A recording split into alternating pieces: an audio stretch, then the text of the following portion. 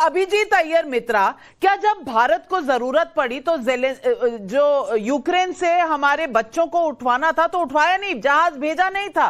क्या बाकी इतनी जगह से रेस्क्यू ऑपरेशंस हुए, चाहे वो सऊदी थे, चाहे वो जहां जहां जंग हुई है वहां से इस सरकार ने भेजकर कोविड के दौरान इतनी सारी फ्लाइटें चलाकर लोगों को वापस नहीं लाया गया?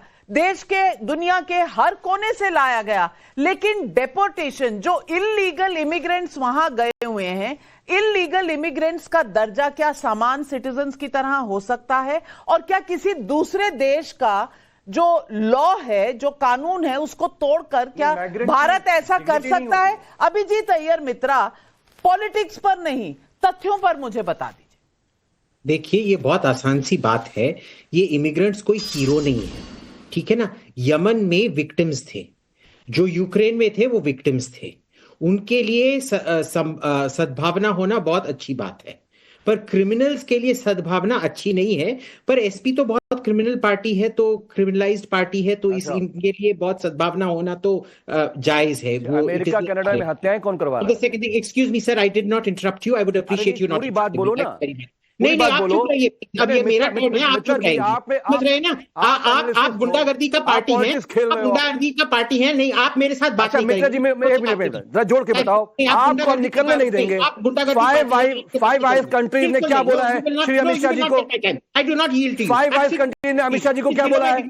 To somebody like you and from your party. No, keep quiet. इनका फोटो लगाते हो मोबाइल में गृह मंत्री श्री अमित शाह जी का। Second, the thing is, जो अमेरिकन रूल्स हैं और जो इंडियन रूल्स हैं वो अलग है। हिंदुस्तान में सुप्रीम कोर्ट ने बोला है कोई भी क्रिमिनल को आप हैंडकफ नहीं लगा सकते, चेन नहीं लगा सकते, ये साफ साफ लिखा है। अमेरिका में ऑपोजिट है। अगर कोई क्रिमिनल है, उनको हर जगह आप देखिए, जब तक वो मैजिस्ट्रेट के आगे प्रस्तुत नहीं किए जाते तब तक उन पे हैंडकफ लगाया जाता है।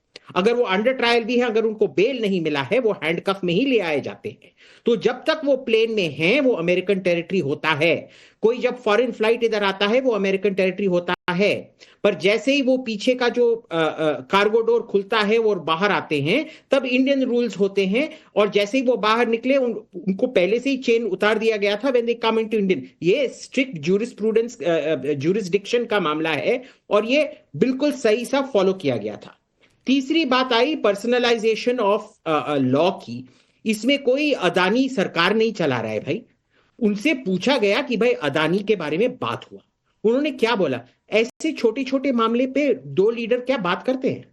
ये राजीव गांधी का टाइम नहीं है जब उनके करीबी मित्र जो थे, बालक मित्र आदिल शहरियार, उनको हमने एक जो आलोक जी ने बोला था, वो कत्लकार जो था भोपाल गैस ट्रेजेडी के पीछे, एंडरसन को छोड़ा था, और उसके बदले में ये आदिल शहरियार को छोड़ा गया जो 35 इयर्स का सेंटेंस काट रहा था फ्रॉड करने के लिए, ठीक है ना। उसको छोड़ा गया। जिस दिन राजीव गांधी उधर पहुंचे और रोनाल्ड रेगन ने उनको ये किया, उसी टाइम उनको पार्डन मिला भी था। तो वो क्विड प्रो क्वो का जमाना लॉन्ग सिंस चला गया है नविका जी, वो सब आजकल होता नहीं है, ठीक है ना। तीसरी बात आई इलीगल इमिग्रेंट्स की। देखिए, हमारा भी इधर बहुत बड़ा प्रॉब्लम है इलीगल इमिग्रेंट्स का। तो हम बोलेंगे हाँ हमको वापस भेजो, ये तो पहले दिन ही जयशंकर ने बोल दिया था, बिल्कुल आप वापस भेजो। पर इनको बहुत डर है, क्योंकि ये जो वामपंथी पार्टी है ना, इनका मेन जो वोटर बैंक है ना, वो बांग्लादेश से आता है। जो 3 करोड़ लोग आके इधर घुसपैठ करते हैं, लोगों का जॉब करते हैं, क्रिमिनल करते हैं, तो इनको बहुत डर है। ये अभी तो बहुत अग्रेशन दिखा रहे हैं, असली में छिपे छिपे इनको अंदर बहुत डर है, क्योंकि इनका वोट बैंक का 10-15% चला जाएगा इनका। देखिए ये बहुत अच्छी बात है। मित्रा जी, ये डर आप मेरे सामरिक मामलों के जानकार नहीं, आप आरएसएस के मामलों के जानकार हैं। अपना नाम जरा सही से लिख लीजिए आप। हमारा सिर्फ ये कहना है कि बांग्लादेश की जो प्रधानमंत्री रही, वो तो नरेंद्र मोदी जी को अपना भाई मानती हैं। 14 के बाद हमने सुना वो कहती मेरी बहन है, वो कहते मेरे भाई हैं। सवाल ये है कि जो डिपोर्टेशन की पॉलिसी थी, ये विदेश मंत्री को, तो अभी लोगों ने जाना कि विदेश मंत्री भी हमारे देश में कोई है भैया, विदेश मंत्री भी है। अरे अब तक आपको मालूम ही नहीं था, पूरा देश को नहीं आपको मालूम ही नहीं था कि विदेश मंत्री है, इतने पॉपुलर विदेश मंत्री हैं और आपको पता ही नहीं चला। अब आप करंट अफेयर में कितना इंटरेस्ट लेते हैं ये अमीर जमाई आपने डेमोन्स्ट्रेट कर दिया। ये वो तो नाम इमीडिएट। अरे मिश्रा जी सुनो मेरी बात। नहीं, जयशंकर जी और उनकी बातें इनको अगर नहीं पता है। सबका मालिक एक है यहाँ देश में, तो सबका मालिक एक, वही डिफेंस मिनिस्टर, वही विदेश मंत्री, वही गृह मंत्री। हमारा यह कहना है कि एक बार मित्रा जी अगर सामरिक मामलों के वाकई जानकार हो, ये बताओ कि शेख हसीना से प्रधानमंत्री जी ने किस बैठक में, किस आने जाने में डिपोर्टेशन की बात करी है, बता दो पूरे देश को। हसीना तो हमारी दोस्त है, क्यों डिपोर्ट करेंगे? That was the biggest problem. जिनकी आप बात कर रहे हो कि वो वामपंथियों के, समाजवादियों के, वो जो है वोट बैंक है। वोट बैंक कौन है भाई? यार तुम क्या जानते हो? तुम तो कुछ भी नहीं जानते हो। जब कोई दोस्त बैठा होता है उसको हानि नहीं पहुंचा सकते उधर। जब दोस्त निकल जाता है और दुश्मन बैठ जाता है तभी उसको हानि पहुंचाते हैं। अरे दुश्मन अमेरिका ने बिठाया ना, अपना आंसर दिया है। दुश्मन अमेरिका ने बिठाया सामरिक मामले के जानकार। भाई बोलती है मोदी को, मित्रा जी नहीं बैठ मोदी जी सो रहे थे, अमेरिका ने लाके एक बिठा दिया। आप डोमेस्टिक मोदी जी आराम फरमा रहे थे, अमेरिका ने लाके बिठा दिया। देखिए आपको बस क्या विदेश नीति आपका, क्या सामरिक मामलों की जानकारी आपके पास? मिर्जापुर के अभी माफिया बॉस कौन है यही आपको पता है? बस यही प्रश्न आपसे पूछनी थी। आजकल मिर्जापुर कौन चलाते हैं भाई?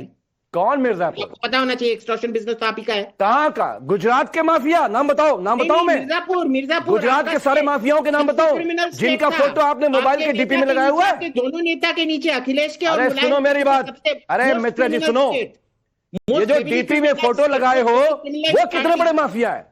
वो कितने बड़े माफिया आपके मोबाइल के डीपी में? आपके अखिलेश यादव जी के बहुत अच्छे मित्र कहाँ अभी जेल में मरे थे ना कहीं।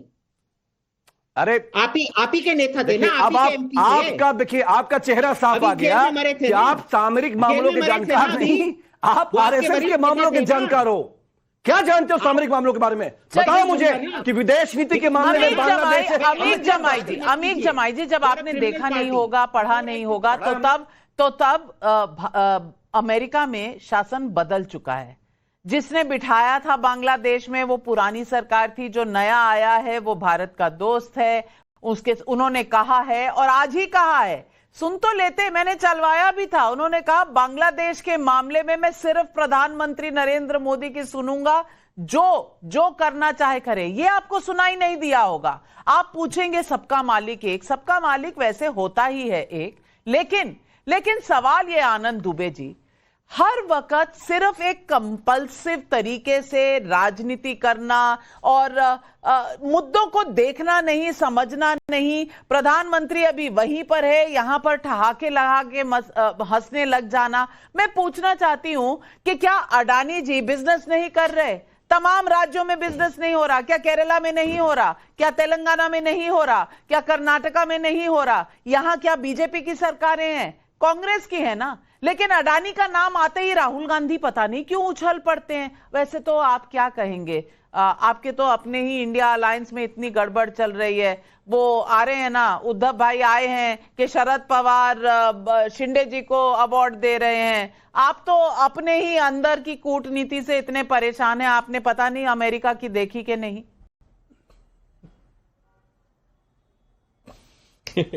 नाविका जी नमस्ते। मैं नाविका जी, विषय ऐसा है कि जब हमारे प्रधानमंत्री जी विदेशी धरती पर जाते हैं तो हम दो चीज की उम्मीद करते हैं। एक तो हमारे प्रधानमंत्री जी का खूब सम्मान हो, क्योंकि वो सिर्फ प्रधानमंत्री जी का सम्मान नहीं, देश के 140 करोड़ देशवासियों का भी सम्मान होता है। दूसरा, हम देखते हैं कि हमारे देश के लिए फायदा क्या हो, हमारा देश लाभकारी हितों में कैसे आगे बढ़े, कौन सी ऐसी योजनाएं प्रधानमंत्री जी विदेशी धरती से लाए जिससे देश का हित हो या देश का फायदा हो। ये दो ही चीज है, तीसरा तो कुछ है नहीं। प्रधानमंत्री जी का खूब सम्मान हुआ, हमें अच्छा लगा। ट्रम्प जी ने गले मिले, बातचीत की, संवाद किया, उनके डिनर हुए होंगे, जो औपचारिकता है वो सब हुई। अब जब दूसरा विषय फायदे का,